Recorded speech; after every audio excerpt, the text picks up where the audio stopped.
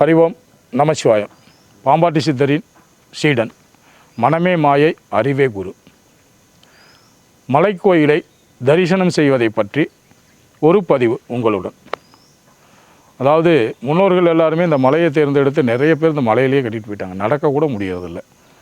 ஆனாலும் கஷ்டப்பட்டு போகிறோம். ஏன் இதை செய்தார்கள் என்றால், நம் இயல்பு வாழ்க்கையில் காரு, பைக்கு இந்த மாதிரி உபயோகப்படுத்தி அதிகம் நடப்பது என்பது கம்மியாகிறது. மேலும் நம்ம வாக்கிங்கு, உடற்பயிற்சி எதையே செய்தாலும் ஹெவியான லோடு கொடுத்து செய்வதும் இல்லை. இந்த மலை ஏறும்போது ஒரு சிறப்பு பிரத்யேகமான விஷயம் என்னென்னா, காலுக்கும் அதிகமான பேலன்ஸ் கொடுக்குறோம். நம்மளுடைய சுவாசமும் நாம் கொடுக்கும் பேலன்ஸும் இயற்கையாக கொடுக்கறத விட ஒரு மாறுதலான சூழ்நிலைக்கு நம் உடலும் மனமும் சுவாசமும் மாறுகிறது.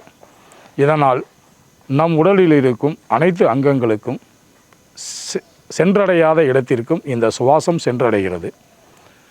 நாம் இந்த காலை ஏற முடியலேன்னு இந்த இடத்துல பிடிப்போம். இது ஒரு அக்குபஞ்சர். இந்த இடத்துல தேங்கி நிற்கிற ஒரு நீர் இடம் மாறுவதற்கு ஒரு வழி இருக்கிறது. பாதம் செருப்பு இல்லாமல் ஏறுகிறோம். ஆனால் இன்றைக்கெல்லாம் செருப்பு போட்டுக்கிட்டு தான் ஏறுறாங்க. டெக்னாலஜி மாறிடுச்சு.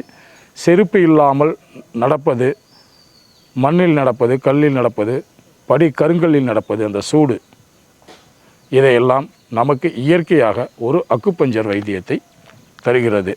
இதற்காகவும் இந்த மலை ஏறுவது என்பது ஒரு நன்மை.